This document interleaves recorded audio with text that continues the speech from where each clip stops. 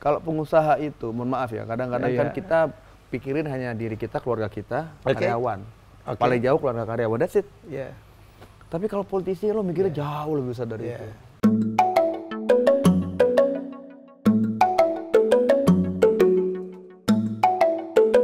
Sebelum kita mulai, saya ada rapid test.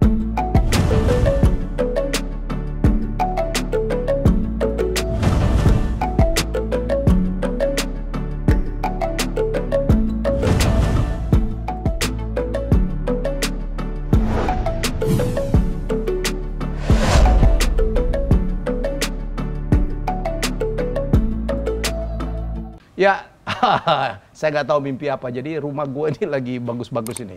Semua orang-orang hebat di Republik ini datang. Kali ini, this is my bro. Dan ini orang yang, waduh, namanya lagi banyak disebut, tapi nanti nggak tahu lah kita gimana ya. Dan ini adalah teman lama saya, walaupun lama nggak ketemu, tapi dia pernah support saya pada saat saya berjuang di Sumatera Selatan ya. Iya. Juliari atau Ari Batubara. Halo bro. Hai, bro. Apa kabar? Keren banget nih menteri kayak gini. Ini menteri milenial nih ya. Ya tapi emang kita kan memang dari dulu casual ya Yes. kan. Kemudian juga Gue tahu banget. presiden juga orangnya casual. Pakai sepatu cat, santai. ya, Ya santai. kita menyesuaikan. Apalagi kan sekarang banyak kerja di lapangan. Ya, Jadi kalau di lapangan kita pakai pakaian yang agak resmi-resmi kan jadi canggung juga, aneh juga. Gitu ya. Jadi kayaknya kok ada jarak. Tapi memang by nature kan kita dari dulu kan ya baru tahu lah kita kan casual-casual aja. Orang lapangan lagi. Iya. Terbesar. Bro, rapid test pertama. Riverside City College atau Chapman University? Chapman University. Aduh. Bukannya lebih happy-happy di college, bro, daripada master. Dua-duanya happy lah. Kalau Bro Sandi bilang, kita lebih happy-happy waktu college. dah. Atau college ya? Iya, iya, iya. Tapi ya waktu college, waktu kuliah itu kan Iya, iya. kayaknya dunia tuh enteng aja ya. Ente nggak ya? Iya kan? Pokoknya tuh lulus gitu ya kan. Nggak terlalu gini loh kalau Iya. gua sih ya kan. Kalau gua sih dulu waktu sekolah kan nggak pernah terlalu ngoyo gitu. Kan kadang-kadang dulu kita stres tuh. Iya, iya. Zaman dulu kan lebih kompetitif ya. Ya. Bayangin kan rapat ranking, ya kan? Iya, iya, Ranking iya. ya kan. Iya, Kalau pas mau terima rapot tuh dipikir bukan nilai kan, ranking berapa. Pasti Oke. begitu deh. ranking Oke. berapa. Oke. Tapi itu kan kita santai. Santai. Artinya santai yang penting jangan jelek-jelek amat lah, ya kan gitu ya. Kalau untuk jadi yang top 5 gitu kan susah. Kita Yang kan, penting keangkut. Iya, yang penting lulus aja deh. Naik kelas, gak ada yang merah, udah gitu aja kan. Jadi dulu di Amerika berapa tahun, Pak? Gue di Amerika itu Dari college kan? 91 summer ya. Bareng sama gua tuh persis. Iya. Saya berangkat juga. Jadi saya Cuman terus lu kan di East Coast. No, saya mulai di California juga. California Bos. ya? Iya, saya mulai di Glendora di Citrus College. Oh Citrus. Citrus. LA ya, Kita dekat LA persiapan dulu situ, baru enroll perguruan tinggi, baru kita nyebar. Gue milih Miami. Itu cost to cost tuh. Kos tuh kos, Pak. Jadi kita jangan-jangan dulu kan kalau jadi kita waktu kuliah dulu kan ada permias tuh.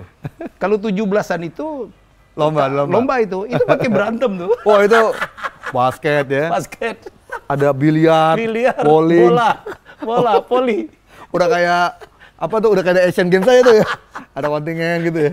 Itu gila loh, sampai tembak-tembakan loh gue denger. Good Wah, old gila. days, good old days. Good old days. Good old Masih days. kan dulu ada Maesa, bro. Iya. Oh, 90s ada tuh ya. Corvette, jadi ikut Corvette ini enggak ya? Enggak. Iya, Korps Eksekutif. Oh, enggak. Kita grup yang Baik-baik. orang kebanyakan lah. Bukan grup elit lah. Grup yang orang kebanyakan aja.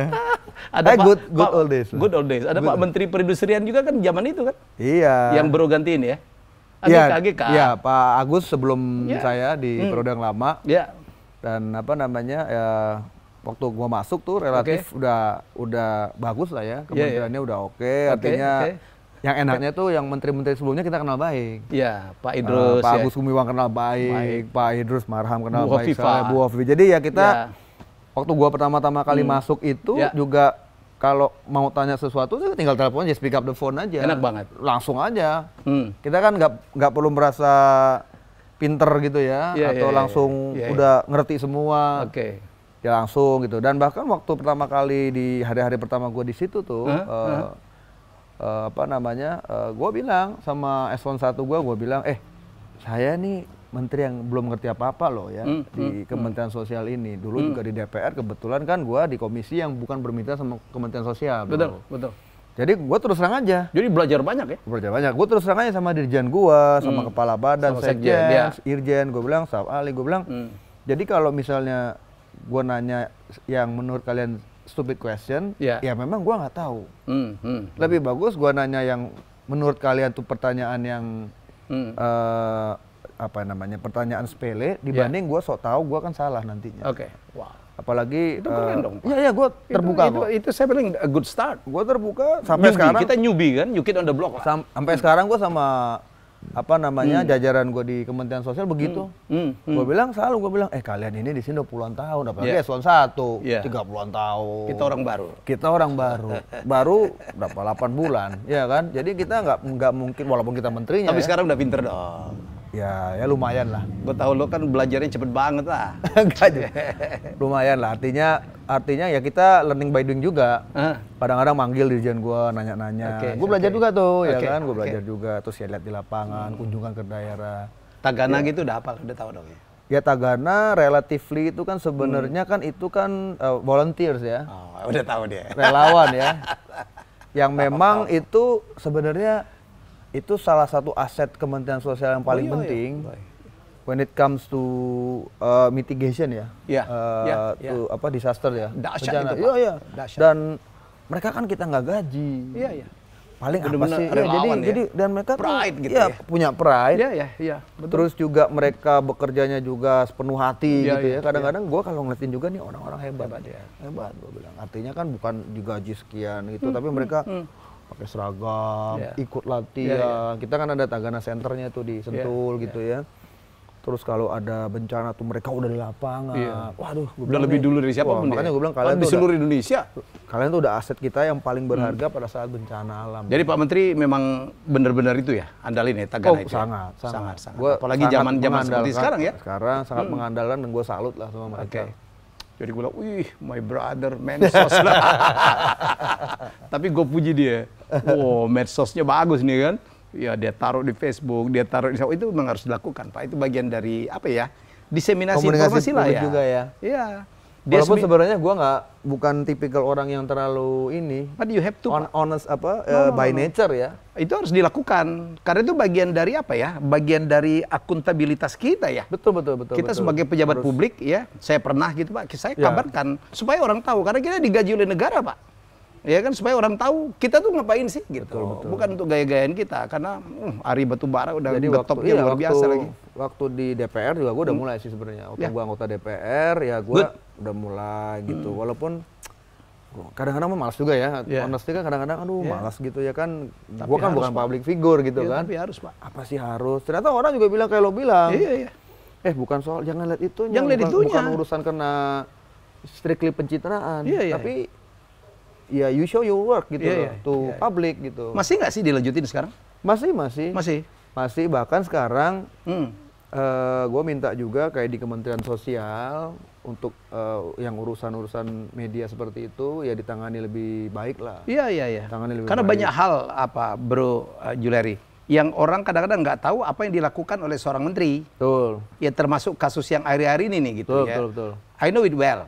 Jadi waktu seminggu dia dilantik, gue datang nih sebagai dirut TVRI. Gue mau bantuin dia. TVRI itu 200 juta viewers gitu, keren gitu. Seminggu setelah itu gue dicopot. Sorry gak bisa bantu. Baru dari kantor tuh. Baru dari kantor. Jangan-jangan gue bawa I brought you bad luck. No, enggak ya? Wow, saya good luck banget sekarang. I'm so happy gitu. Oke, rapid question kedua. Yes. Politisi atau pengusaha oli? Politisi. Gue enjoy being politisi. Enjoy. Karena gini, kalau pengusaha itu, mohon maaf ya, kadang-kadang kan kita pikirin hanya diri kita, keluarga kita, karyawan. Paling jauh keluarga karyawan, that's it. Tapi kalau politisi lo mikirnya jauh lebih besar dari itu. Artinya apalagi bicara politisi yang ada di eksekutif itu jauh lebih besar lagi. Impact-nya seperti kita di Kementerian Sosial. Apa yang dilakukan diputuskan mempengaruhi jutaan orang. Kadang-kadang gue begini sekarang sebagai mensos. Kadang-kadang gue begini bro, misalnya ada surat-surat ya di meja gue nih. Ini menteri yang lain juga pasti sama. Surat yang kelihatannya simple. Tapi kalau misalnya gue salah, kasih petunjuk. Atau misalnya gue terlambat, apa namanya, kasih paraf atau instruksi atau apapun, itu yang kena dampaknya tuh puluhan juta orang. Langsung. Apalagi sekarang ya. Iya, puluhan juta orang. Iya, apalagi sekarang pandemi COVID-19. Nah, kalau dulu kita waktu di pengusaha, kan nggak sampai segitu serius. Paling rugi sendiri aja ya. Paling rugi sendiri. Dividen berkurang gitu. Apa namanya, paling kita berpikir apa namanya hanya ya sektoral banget lah perusahaan. Kalau sekarang tuh dampaknya apa namanya masif gitu. Makanya kalau tanya politisi pengusaha, gue pilih politisi. Karena apalagi di eksekutif, benar-benar kalau memang kita bicara kita mau bantu apa namanya negara, mau istilahnya apa tuh berkontribusi dengan negara. This is the place. This is the place. This is the place. Enjoy. Sangat enjoy. Sekarang jadi menteri kan berat banget ya, Pak? Ya, you have no choice. Udah terjadi ya. Udah begitu lo dilantik corona lagi. You cannot complain. Kerja keras dong ya. Ya nggak bisa komplain. Artinya pada saat kita dan nggak bakal mundur. Ya nggak boleh dong. Ini kan udah apa ya kepercayaan. Amanah presiden udah percayakan kita untuk bantu beliau.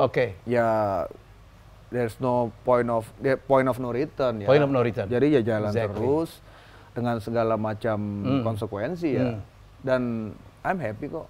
Happy apa namanya bekerja di kondisi COVID seperti saat ini pun apa namanya pemerintahan kita dengan leadership seperti Presiden Jokowi yang juga apa adanya gitu ya, very down to earth kan, beliau kan, gua happy.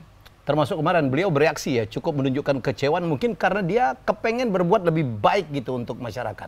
Ya gua rasa wajar lah ya. Wajar ya, Pak. Kan sebenarnya kan kita juga apa namanya sangat memahami lah.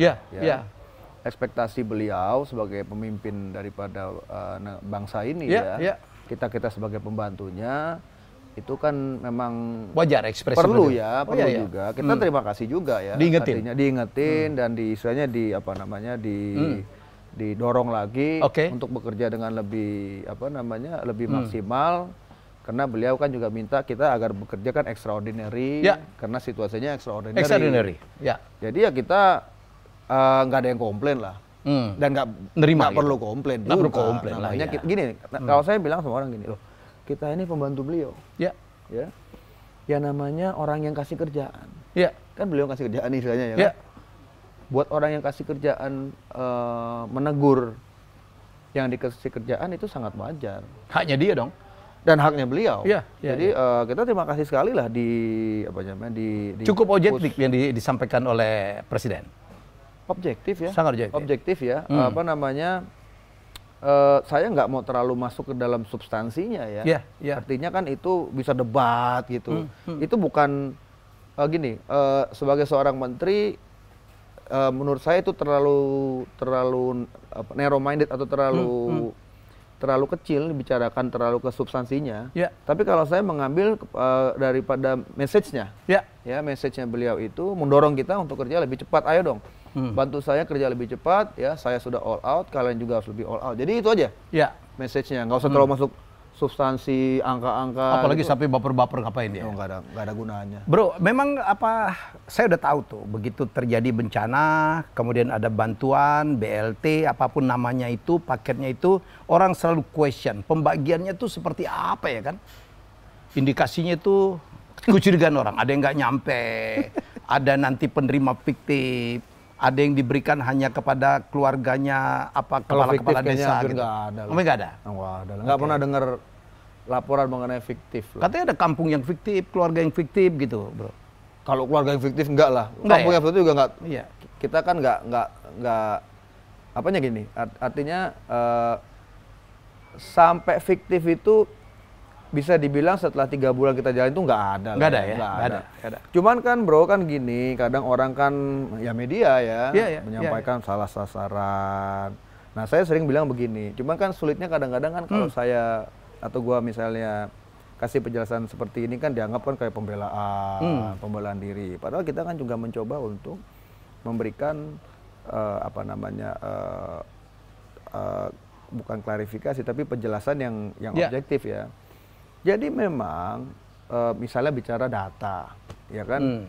Pertama harus diingat juga bahwa gue nggak mau masuk terlalu jauh. Artinya secara undang-undang itu memang yang bertanggung jawab setiap tahun 2 kali lah, tapi setiap tahun sekali masih untuk melakukan pengupdatean data. Itu daerah. Kita punya big datanya. Ke level apa tuh Pak? Kabupaten? Kabupaten kota. Kabupaten kota Ke Kemensos. Kemensos. Itu undang-undang loh. Bukan Undang-undang. peraturan menteri, peraturan pemerintah. Udah jalan undang-undang.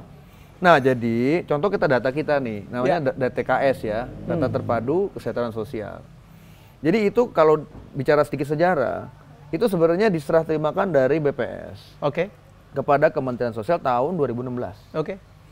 Nah, memang kalau secara nasional, nih, terakhir kali kita melakukan verifikasi dan validasi data secara nasional itu tahun 2015. Tahun 2015. Jadi 5 years ago. Namun, karena undang-undang tahun 2014, Undang-Undang Penanganan Fakir Miskin, Undang-Undang nomor 13 tahun 2014 Penanganan Fakir Miskin, itu yang mengamanatkan bahwa pengelolaan data kemiskinan itu adalah daerah. Yang terjadi apa? Karena undang-undang loh, kan kita harus ikutin undang-undang. Iya dong. Kan nggak mungkin kerja sembarangan. Nggak usah ikutin undang-undang, nggak bisa juga kayak gitu ya. Terus? Yang bertanggung jawab terhadap updating data itu daerah, kabupaten kota. Dia melakukan update kepada Kementerian Sosial. Jadi kita itu punya server, istilahnya itu kita punya servernya, punya big datanya, aplikasinya, aplikasinya kita kirim ke setiap kabupaten kota dan itu ada di komputernya Dinas Sosial Kabupaten Kota, ada aplikasi kita namanya 6NG, Sistem Informasi Kesejahteraan Sosial NG New Generation. Nggak tahu kenapa New Generation kok kayak Star Trek gitu. Itu Next Generation lagi. Next Generation. Itu, jadi mereka update data dengan aplikasi itu ke kita. Nah, bicara teknis dikit, data itu dari mana sih? Datanya dari desa atau dari kelurahan. Kalau kabupaten dari desa, kalau kelurahan. Oh, jadi bottom up ya? Bottom up. Terus persoalannya apa, Bro? Persoalannya, kemarin juga waktu di Komisi 8 gua sampaikan, yang terjadi adalah selama 2016 ke sini, karena memang dampak dari undang-undang itu kita tidak menganggarkan. Menganggarkan untuk verifikasi validasi data secara nasional, enggak, karena ada undang-undangnya kan. Undang-undangnya gimana bilang daerah, berarti kita hanya jadi gitu, mengkonsolidasikan data-data dari daerah ini. Data itu belum tentu sudah diverifikasi ya. Nah, itu satu permasalahan. Yang kedua, lo orang statistik kan? Akuntan kita. Akuntan. Nah, yang kedua, tidak semua daerah kan rajin, Bro.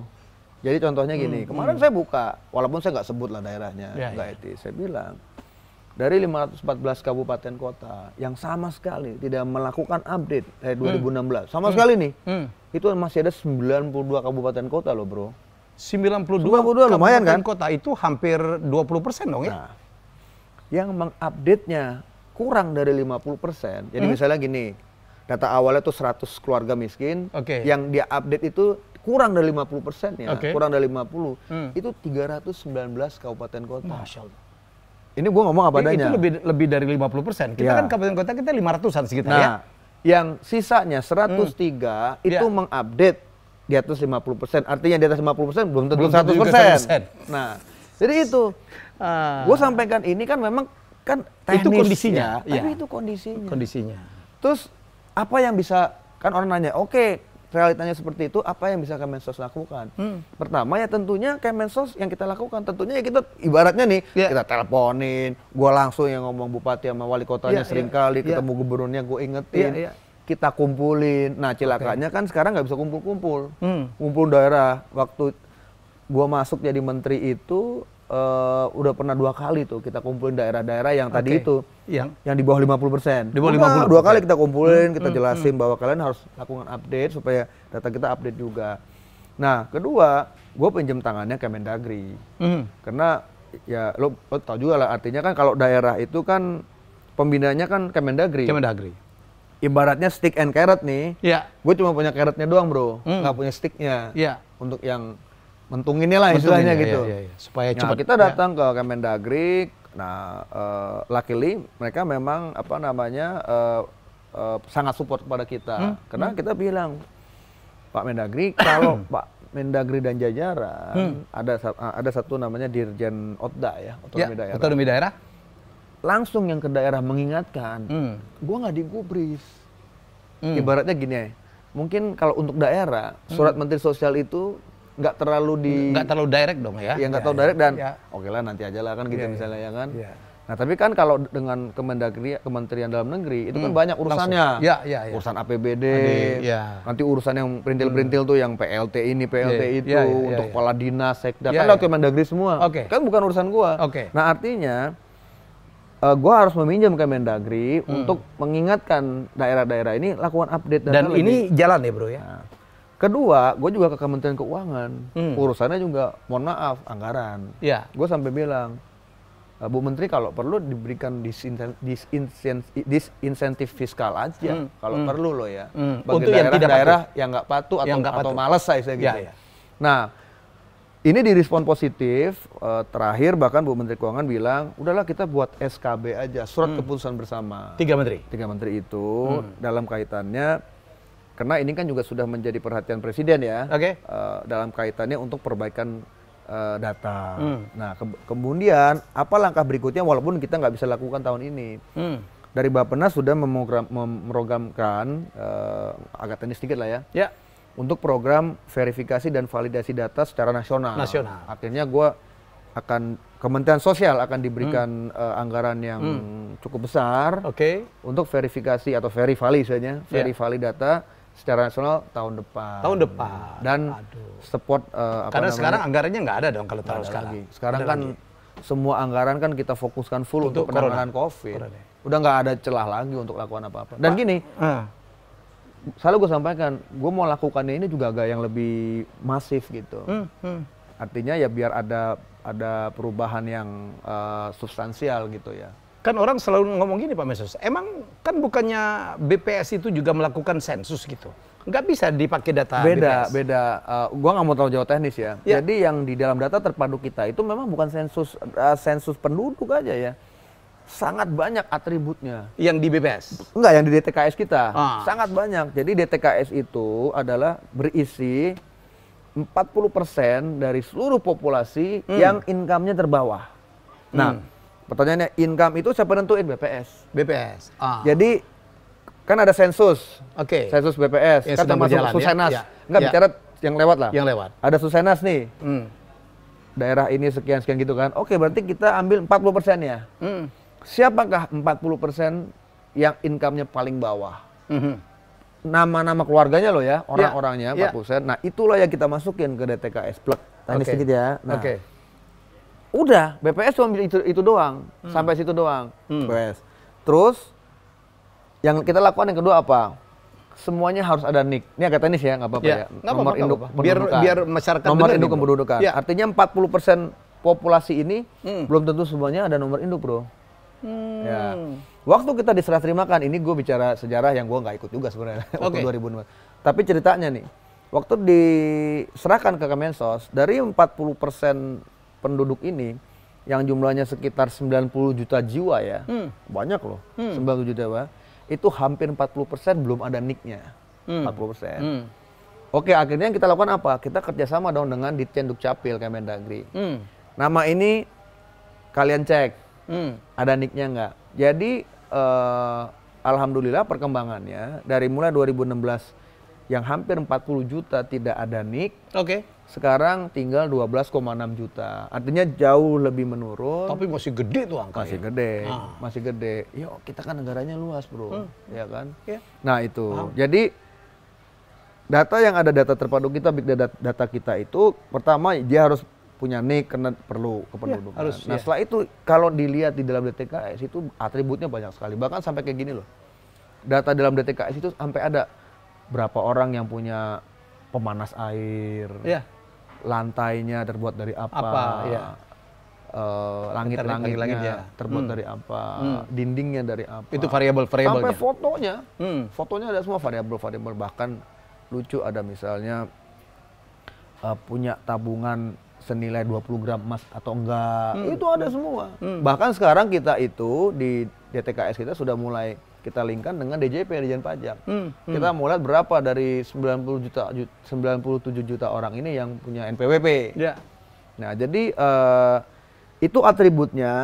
Nah, yang kita akan lakukan tahun depan itu, ya karena memang tahun ini tidak mungkin, dari sisi anggaran nggak mungkin, dari sisi kondisi pandemik juga nggak mungkin, ya, adalah memverify ulang lagi yang 97 sekian juta orang ini di seluruh kabupaten kota.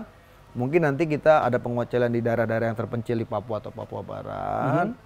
Sehingga ini pekerjaan yang sangat masif dan tentunya sesuai dengan arahan Presiden juga.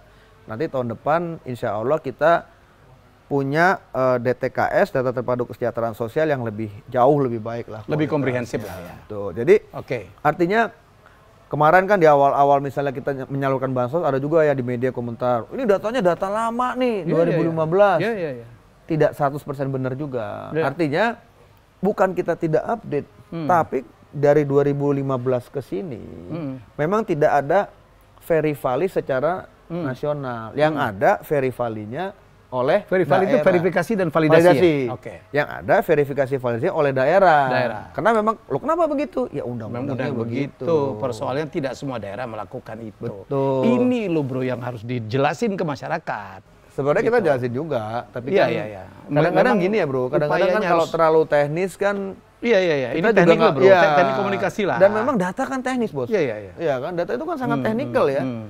Jadi menjelaskan hal teknikal dengan cara populer itu emang nggak gampang ya. Kadang-kadang kita juga jadi agak sosok ngerti juga. Harus menterinya udah milenial gitu. Bahasa saya memberikan masukan cukup banyak Pak memang.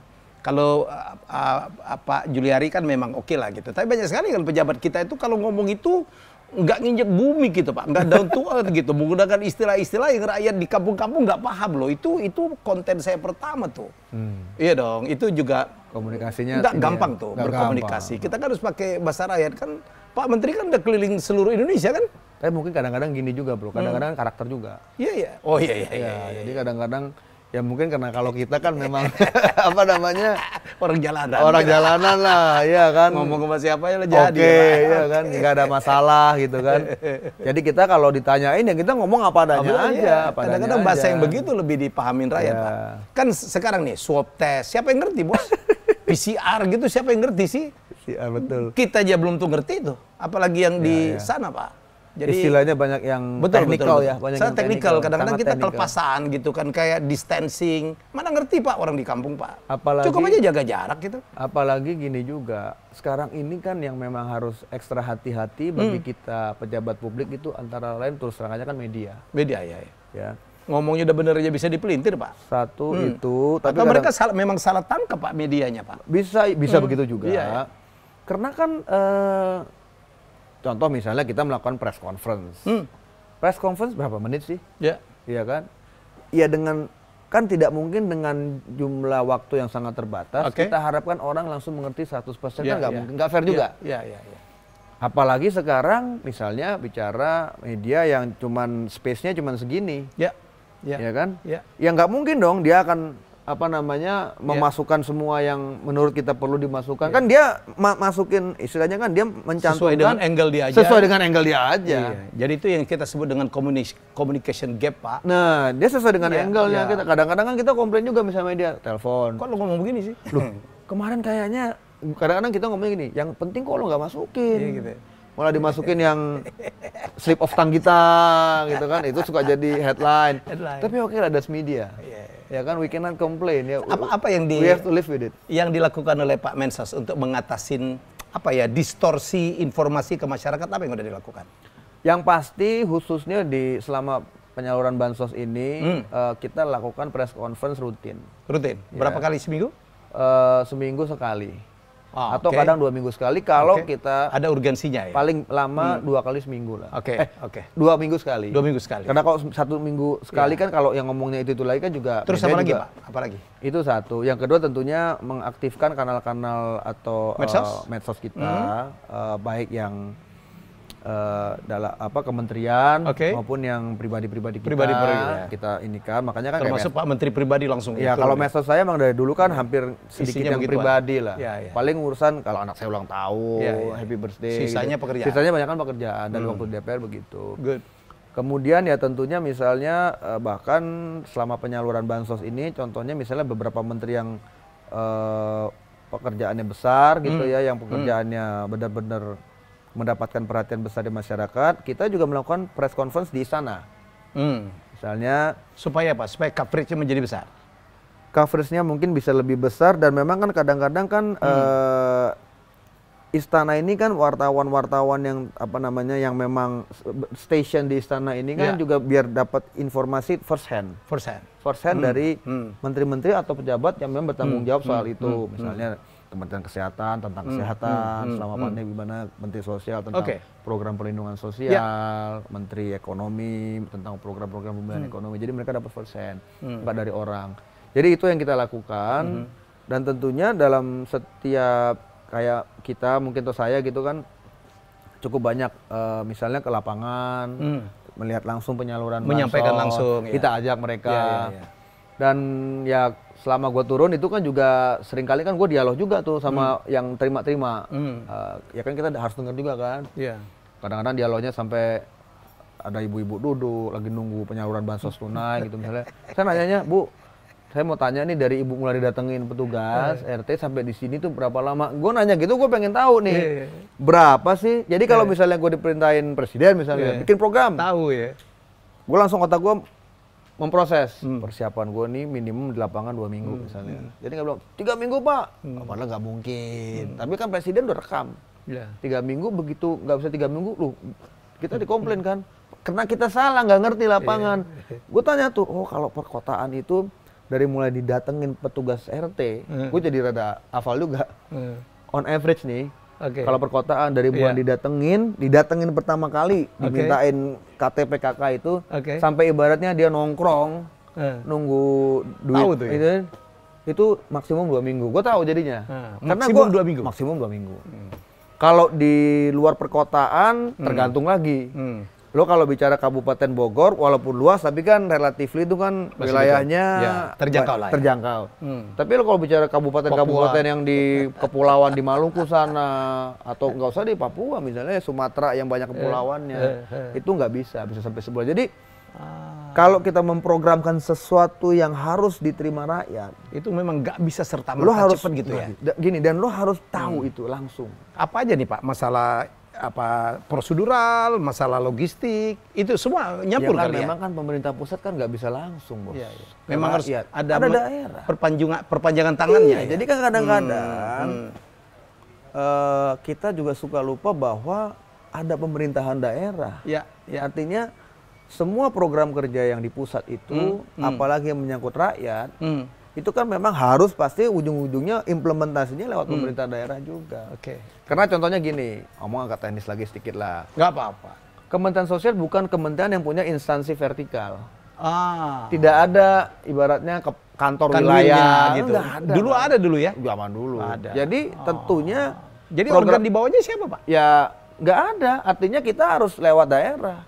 Kerjasama dengan Depdagri? Harus. Enggak, kalau daerah ya dengan Dinas Sosial. Dinas Sosial. Yang ada di bawah Pemda. Kan Dinas Sosial kan bukan bagian dari Kementerian Sosial. Iya, bagian dari Pemda. Jadi kalau kita nggak tahu lapangannya, misalnya tadi contoh simpelnya tuh, misalnya kita nggak tahu tuh sebenarnya kira-kira tuh kalau dari orang didatengin petugas untuk kasih tahu untuk informasi satu program. Sampai dicairkan, disalurkan program itu. Kalau kita nggak tahu, kita jadi ngomong asal-asalan. Seminggu dari mana? Suratnya aja turun udah sekian lama. Belum surat itu dibawa, kita juga ngerti, dipanggil dulu, rapatin dulu. Ya memang birokrasi gitu. Jadi viewers, jadi supaya kita paham nih. Ya saya tahu banget ini orang yang bekerja keras gitu. Kalau seminggu gitu, dari Senin ke Minggu gitu, berapa hari ada di lapangan, Pak Menteri? Sekarang ini? Gue sih nggak targetin berapa harinya. Kira-kira, average? Rata-rata? Jadi gini, misalnya dalam seminggu itu gue usahakan minggu kalau nggak ada yang ada yang urgent banget, ya gue di rumah. Artinya gue dengan keluarga lah. Keluarga lah. Masih keluarga. ada hari untuk keluarga? Ya harus dong. Harus, iya. Harus. Okay. Kalau kecuali terpaksa banget. Kecuali terpaksa banget, ada instruksi khusus, ada mendadak, itulah cerita. Sabtu masih kerja? Sabtu rata-rata gue pakai untuk turun juga. Malah sebenarnya lebih enak Sabtu. Karena Sabtu kan nggak ada kerjaan administratif ya. Artinya kan gue Sabtu kan nggak harus ke kantor. Karena kan ya memang nggak kantor kan. Artinya orang di kementerian juga nggak ada. Nggak ada. Jadi biasanya yang gue lakukan itu Senin sampai Jumat gue kantor dulu. Kantor dulu? Kecuali ada pertemuan di luar ya, gue kantor dulu. Habis itu baru ke mana? Gue ke lapangan. Misalnya habis makan siang gue jalan ke daerah mana nyerahin gue bantuan. Either nyerahin bantuan atau sekedar gue ngecek warung yang ada program sembakonya misalnya. Atau mungkin gue ngelihat misalnya kita kan juga ada UPT ya, unit pelaksana teknis misalnya kayak balai rehabilitasi, gue ke situ gue lihat. Pokoknya keliling lah. Atapnya bocor atau apa. Pokoknya keliling lah. Pokoknya gue ke lapangan gitu. Nah, tentunya selama pandemi ini bro, memang agak lebih sering lah. Tapi kalau yang bisa dibilang full ke lapangan itu biasanya gue pakai hari Sabtu. Sabtu. Kadang-kadang anak gue ajak. Supaya dia juga punya. Iya. Dia kan selama pandemik ini kan kasihan juga mereka bosen kan di rumah kan. Bahkan sering kali tuh anak gue yang kecil, anak gue cowok ada kecil satu. Itu hampir tiap hari ngintilin gue ke kantor tuh. Hari Sabtu? Ya enggak, hari biasa juga. Selama pandemi ini? Enggak apa-apa juga lah, biar dia main aja. Dulu Kennedy juga kerja sih. Ya mainin ini, kadang-kadang dia yang duduk di kursi gua. Gue lagi rapat dari luar, gue masuk. Calon menteri nih masa depan. Ada bos beneran di situ. Itu bos gede tuh. Iya, itu susah tuh kita komplain ya kan. Iya. Artinya supaya mereka juga pertama ya di dalam pandemik ini kan mereka juga aktivitas sekolah kan nggak ada, ya kan. Jadi plus gue juga bilang ke istri gue juga biar mereka juga tahu lah, bapaknya tuh kerja apa sih, ya kan. Kadang-kadang nih rapat gitu ya, rapat sama eselon 1, eselon 2, ada kursi-kursi dia duduk aja situ, kamu duduk situ aja, nggak apa-apa juga. Lama-lama bosan sendiri juga, masuk lagi main game lagi. Tapi lucu. Ya intinya sih kita juga harus enjoy lah. Harus. Kalau nggak stres juga kali. Stres, ya. Bro Menteri, ini kan udah bulan ke-7 nih. Serapan bansos itu udah berapa persen sih? Kalau anggaran Kementerian Sosial, penyerapan anggaran nomor 1. Nomor 1? Jadi dari total anggaran, ada total, itu kan publik ya. Itu bisa dilihat di Kementerian Keuangan, bisa dicek lah. Dari anggaran kita kan 104 triliun ya. Yang mungkin 95% itu bansos, nggak selalunya ya. Kan ada gaji, honor, di luar biaya rutin lah. Itu udah 60,3%. Jadi 60,3. Iya, udah ibaratnya tuh udah ditagih lah gitu. Sama sama mitra gitu ya. 60,3% tuh berarti berapa ya? Lebih dari 60 triliun ya? Iya. Udah disalurkan. Iya, tapi tentunya seperti yang Presiden sampaikan juga, beliau pengen lebih cepat lagi, ya itu langsung kita turunkan juga ke tim kita. Dipercepat dong kalau lebih cepat lebih bagus. Karena begini bro, memang situasi pandemik sekarang ini memang tidak mudah untuk menjalankan program kan. Iya. Ya kan. Nggak boleh bertemu. Iya, itu satu. Distancing. Walaupun kita juga tidak boleh menggunakan itu sebagai kendala utama atau alasan kita. Ya cari cara lah gimana caranya supaya bisa lebih cepat penyerapan. Tapi memang tidak mudah lah untuk bekerja yang seperti normal sekali. Tapi kembali lagi saya bilang sama jajaran saya, jangan pakai itu sebagai alasan lah. Artinya ini juga mudah sudah instruksi dan memang dan Pak Menteri turun langsung. Dan saya cek everyday itu. Everyday kalau saya lihat misalnya ada, karena rakyat sangat membutuhkan ya. Dan bukan hanya soal bansos bro, artinya unit-unit kerja yang serapan anggarannya masih rendah pun biasanya saya panggil, saya tanya masalahnya di mana gitu ya. Jadi Kemsos itu termasuk yang tinggi serapannya ya? Nomor 1 ya. Sekarang ini? Iya, nomor 1. Antar kementerian? Seluruh kementerian dari 34 kementerian kita nomor 1. Gila. Ya. Tapi tahun lalu juga sama kok. Iya. Jadi ini itu kan informasi publik ya. Nggak bisa diakal-akalin. Iya. Bro, gue tahu Ari Batubara itu adalah seorang pebisnis dulu. Bisnis mesti jalan. Iya. Ya di luar walaupun nggak dipegang kali. Iya, nggak mungkin lah. Iyalah, gue tahu. Kadang-kadang gue apa namanya, kadang-kadang suka tanya-tanya juga. Oli masih jalan? Oli udah nggak lagi ya. Dulu kan ketua asosiasi perusahaan oli dulu ya? Iya, apa namanya, kita Evalup, ada Pensoil dulu. Pensoil ya. Kita udah nggak involve lagi. Mau ngajak gua kerja tuh, tapi nggak jadi gitu. Ya, kita udah nggak di situ lagi. Oke. Jadi adalah beberapa usaha yang dijalanin, ada adik juga masih ikut tambang di situ. Ya? Ada apa namanya, ada teman-teman apa namanya eksekutif kita juga di situ. Tapi sekarang ini kan begini kan, memang kondisi ekonomi kan juga nggak terlalu ini ya. Kalau prinsip gue tuh, gue bilang sama, mungkin karena gue berpikir simpel-simpel aja ya. Gue bilang sama tim apa orang-orang yang kerja buat gue itu di perusahaan, yang penting gue nggak nombokin deh. Itu aja, udah I'm happy enough. Udah gitu. Sekarang total ngabdi ya? Nggak mungkin lagi bro. Yang penting gini, yang penting lo jangan datang sama gue suruh nombokin. Itu gue tambah pusing lagi. Jangan nambahin pekerjaan gue. Gue udah pusing. Serah kalian mau jalan gimana, lo laporan-laporan aja. Yang penting nggak perlu nombokin. Dan jangan bohongin gue. Tapi nggak gampang loh. Iya kan? Iya memang. Iya kan, kita udah nggak situ lagi. Ya kan bro, kan pengusaha juga. Kan tahu kalau misalnya kita nggak langsung yang pegang tuh istilahnya, beda apalagi lah. Kita kan bukan perusahaan besar gitu ya. Beda loh, dan apa namanya, tanggung jawabnya kan sense of itunya juga beda. Tapi yang penting kalau gue sih, gue gampang aja, yang penting lu jangan suruh gue nombokin dah, udah tambahin pusing gue ya kan. Bro, IMI atau Perbasi? IMI. Karena gini bro, karena IMI dulu ketua umum ya? Gue juga basketball freak lah ya. Iyalah. Tapi gue kena waktu dulu di IMI kan, gue ketua umum 2 periode. Iya. Di Perbasi yang kedua kan, Pak Nanan ya? Setelah gue Pak Nanan Soekarno. Iya. Waktu itu Wakapolri ya. IMI, Ikatan Motor Indonesia. Gue 2 periode tuh 8 tahun. Ya, lot of memories lah. Dan kadang gue sampai sekarang masih, gue masih dewan, apa sih namanya itu ya? Dewan Pembina, Pak Dewan Penasehat gitu. Masih kadang kontak-kontak. Ini juga besok kebetulan karena gue lagi ada tugas di Kabupaten Bandung, gue mau nyerahin bantuan juga bro. Berangkat malam ini? Berangkat malam ini ke Bandung. Nginep jadi? Nginep. Nyerahin bantuan sembako, pakai sembako untuk gini, kasihan juga gini bro. Jadi banyak kan gini kan, kalau normal event-event otomotif itu kan ratusan, bahkan ribuan ya. Dari yang level nasional sampai ke kecamatan Pak. Ini kan industri juga, ini kan juga market. Ya, yang menghidupkan ekonomi rakyat juga 4 bulan ini kan stop semua. Nol. Iyalah. Nah, artinya banyak orang yang tidak ada pekerjaan.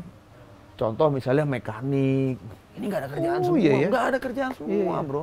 Ini kan bukan orang gajian tiap bulan. Bengkel. Ada event dia dapat honor, ada kan? Betul, ini kan hilang semua.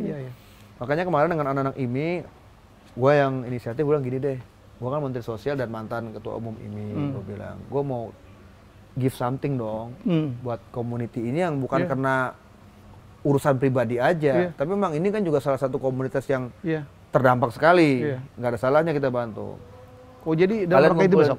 Kalian ngumpulin data, nah rencananya besok juga di Bandung, kita juga Kementerian Sosial dengan komunitas otomotif di Jawa Barat juga kita memberikan paket sembako. Banyak banget nih bro ya? Banyak bro. IO-nya aja berapa ya? Ya mereka nggak ada kerjaan semua.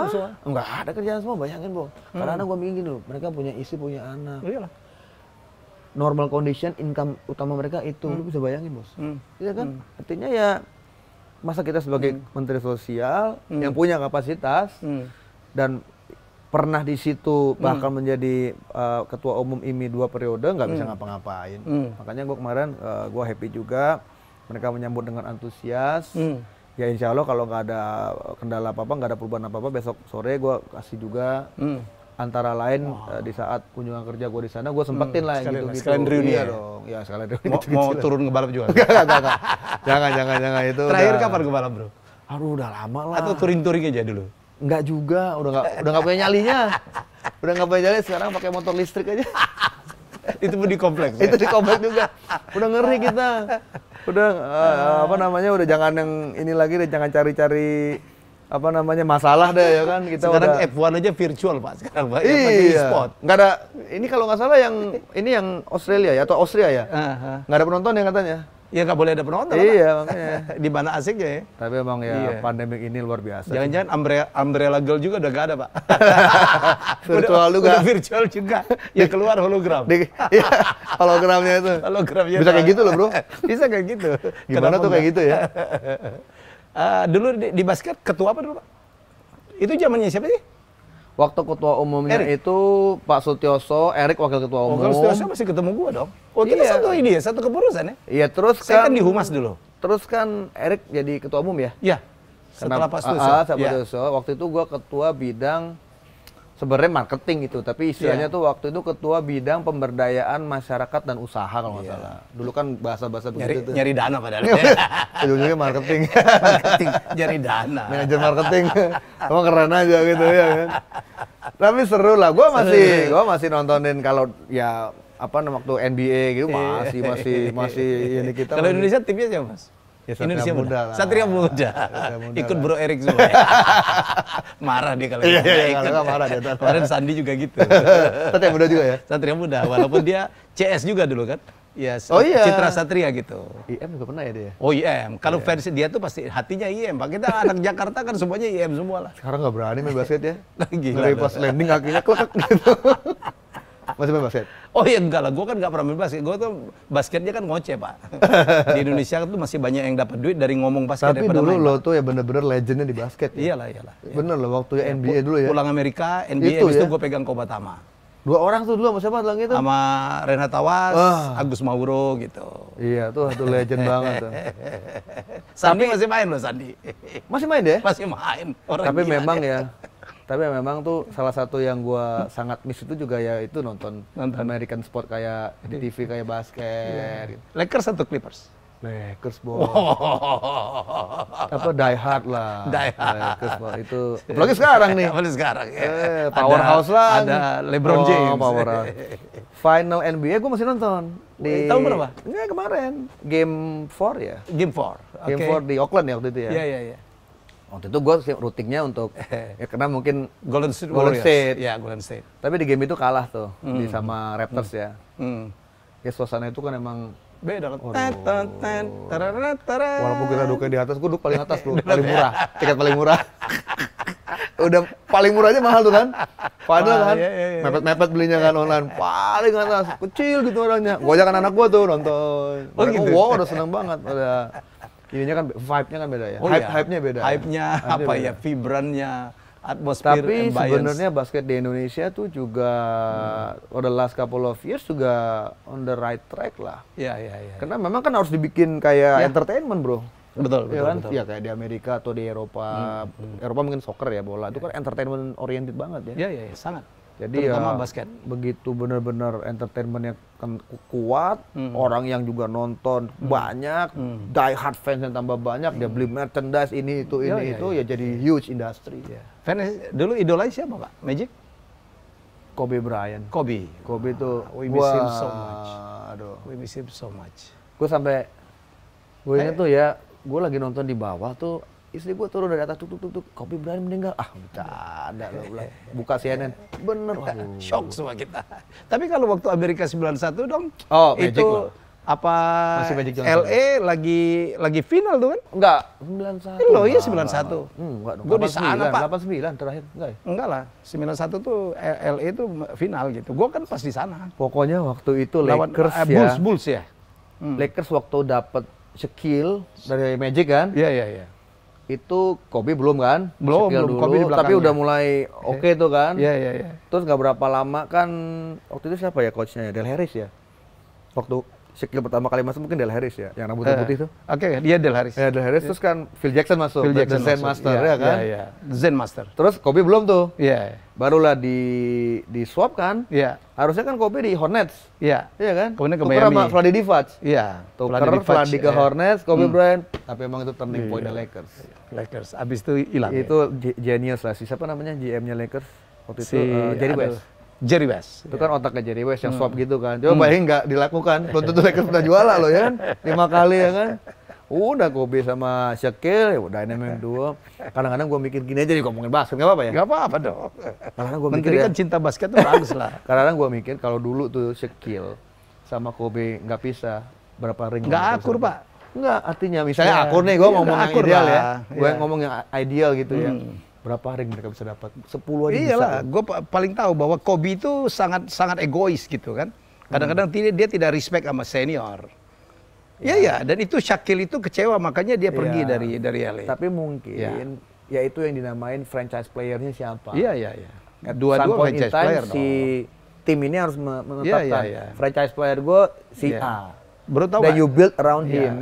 Yang beruntung siapa? Miami, Pak. Miami akhirnya dapat champion. Langsung dapat ring ya. Dapat Fat Riley, kemudian dapat si Shaquille, kemudian Alonzo Mourning. Masuk situ ya. Tim Hardaway juara, Bos. Iya, juara.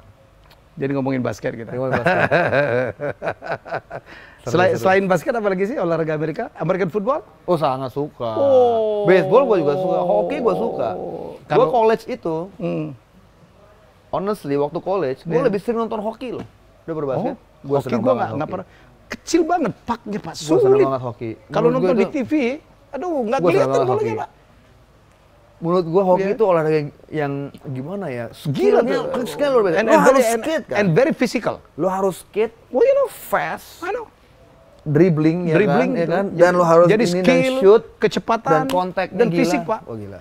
Berdarah-darah, Pak. Memang kalau di TV rada susah ya. Kalau di arenanya kecil banget. Dia gedein dikit tuh paknya, baru enak kita nontonnya, Bos. Itu menjadi berat, Bos. Ya memang. Ya kan bisa dikurangin dong. Baseball gua suka juga. Baseball gua suka Baseball juga. Apa bisa? Dodgers lah. Udah bisa ditebak lah. LA banget ya. LA banget. Kali itu apa? Raiders. Terus siapa? Walaupun dia udah pindah Oakland, gua juga masih Raiders. Raiders, Giants. Giants gua nggak suka. Niners lumayan. 49ers. Niners gua lumayan. Joe Montana ya? Waktu itu pas gua college di sana, Joe Montana udah mau selesai terus pindah ke Chiefs kan. College lalu, Bro? Steve Young. Jangan-jangan dari Miami tuh. Bro, waktu lo college 9192, the national champion sekolah gua, Pak. Miami ya? Hurricanes ya? Miami Hurricane. Itu good football team itu. Good football team. Waktu itu, terus yang 5 tahun terakhir Rams, waktu relocate ke LA kan bagus kan? Gila tuh. Tapi tahun lalu jelek. Nggak masuk playoff loh. Jadi ya memang somehow tuh gue lihat ya American sports itu dia bisa buat begitu, Bro. Dia bisa buat tuh satu tim tuh nggak terlalu dominan. Iya, karena ada aturan draft, Pak. Ada mereka aturan bagus draft sekali gitu. Jadi nggak itu lagi ya. Jadi kan bosan juga di ya. Amerika itu kan tim yang seedednya paling bawah itu boleh ngedraft ngambil pemain dari college kan lebih dulu. Dan makanya dapat pemain bagus. Dan makanya kadang-kadang contoh di football, tim kayak New England Patriots, Six Strings. Keren banget sekarang. Gue juga nggak habis pikir, kok bisa ya? Satu tim itu tuh dalam berapa tahun? Bisa juara berkali-kali. Less than 15 years ya. 6 kali juara. Gila, konsistensinya mereka tuh kan itu artinya rekrutmennya dahsyat, Pak. Training modulnya seperti trainingnya apa. luar biasa. Waduh, gila. 6 kali loh. Tapi zaman gue 91, saya kan cuma setahun, Pak, di Florida. Saat itu West Coast tuh habis, Pak. Karena waktu itu untuk college nomor 1, 2, 3 itu Florida semua, tak? Miami, Florida State, dan Florida. Gators, Seminoles, West dan Coast waktu Hurricane. itu andalannya kan cuman Trojan saja. Tapi sekarang itu loh yang... Sekarang balik udah. Enggak, kalau sekarang itu malah di Pac-10, sekarang Pac-12 namanya, conference-nya. Oregon Ducks loh. Sekarang ya? Iya, yang ini sama Stanford gitu-gitu ya. Gue suka juga tuh. Mighty Ducks. Sekarang namanya Anaheim Ducks. Anaheim Ducks. Enggak, kalau gue hoki LA Kings. LA Kings, sorry. Yang bajunya hitam itu ya? Hitam, silver. Aduh. Tapi nggak bisa dipakai di jalan, Bos. Nggak bisa kita mainin lah. Itu kita nonton aja. Seru lah ya. Lebih enak ngomongin daripada ngomongin politik ya. Enakan ngomongin olahraga ya. Ngomongin olahraga. Very healthy, very sporty. Competition-nya juga healthy banget. Healthy, fair ya. Gue waktu balik dari Amerika 92, tiba-tiba saya nggak suka soccer. Oke. Ya, nggak suka tuh sepak bola. Karena kan dibandingkan American football nggak ada apa-apanya, Pak. Kalau di bola itu kan masih ada diving, masih ada pura-pura gitu. Kalau American football kan every second, every minute itu nggak ada fake-fake gitu. Hantam langsung ya. Nggak ada langsung. Dan kita tiap detik tuh ngeramal, ini dia mau ngapain ya? Dia mau ngapain? Itu nggak ada di soccer, Pak. Paling seru itu third and long. Wow. Ya kan, third down tapi long ya kan. Ya kan, di run apa ya kan ya. First down, second down masih oke lah. Tapi udah third and long, nontonnya gini tuh ya kan. Dia mau ngapain nih? Iya. Makan potato chipsnya agak. Wah. Lebih enak ngomongin basket ini daripada ngomong-ngomong. Salah jurusan kali ya gue. Salah jurusan. Mestinya dari komentator ini ya. Kalau nggak mestinya Menpora kali. Oke. Tapi memang harus ada inilah. Kita kan namanya olahraga kan harus selalu harus selalu ada dalam kehidupan keseharian kita. Mengajarkan sportivitas sehat. Di samping healthy ya. Sportivitas. Sure. Gitu. Jadi memang perlu lah. Bro, closing statement dong. Lu mau ngomong apa terserah deh. Oh gitu ya? Iya dong. Ya, yang paling penting menurut gue saat ini memang karena kondisinya extraordinary normal seperti ini. Seluruh komponen bangsa memang harus gotong royong bersatu padu lah. Betul. Ya, menghadapi semua tantangan yang ada di depan kita nih kan. Artinya kan tantangan banyak sekarang, ekonomi pasti berat. Ekonomi, sosial. Semua berat. Ya, kita jangan saling menyalahkan dan jangan saling menunggu. Dimulai dari diri kita sendiri lah. Exactly. Kita disiplin dari yang simpel-simpel, protokol kesehatan yang simpel. Katanya simpel tapi perlu ya kan. Kemudian juga, ini juga sering gua sampaikan, buat kita siapapun yang merasa memang memiliki kelebihan lah, khususnya dari sisi ekonomi, ya bantulah. Ya, nggak mungkin semuanya dihandle pemerintah. Nggak mungkin. Nggak kuat lah. Nggak kuat dan nggak mungkin. Nggak mungkin. Ya kan. Jadi pasti ada ada lobang-lobang yang mungkin bisa ditutup dengan solidaritas sosial kita. Tentunya orang-orang yang teman-teman kita yang memiliki kelebihan, keberuntungan, bantu lah, saling memberi lah di kondisi yang abnormal ini. Ya mudah-mudahan kita berdoa supaya kondisi ini tidak terlalu lama sehingga bisa slowly getting back to normal. Gitu. Walaupun kartu ngelihat tuh convicted-nya tuh naik malah ya Pak ya. Walaupun yang sembuh juga naik. Kita happy tapi yang terkena masih banyak banget. Mungkin kena tesnya lebih banyak juga. Lebih banyak dilakukan. Bisa jadi. Kalau gua sih ngelihatnya bisa jadi.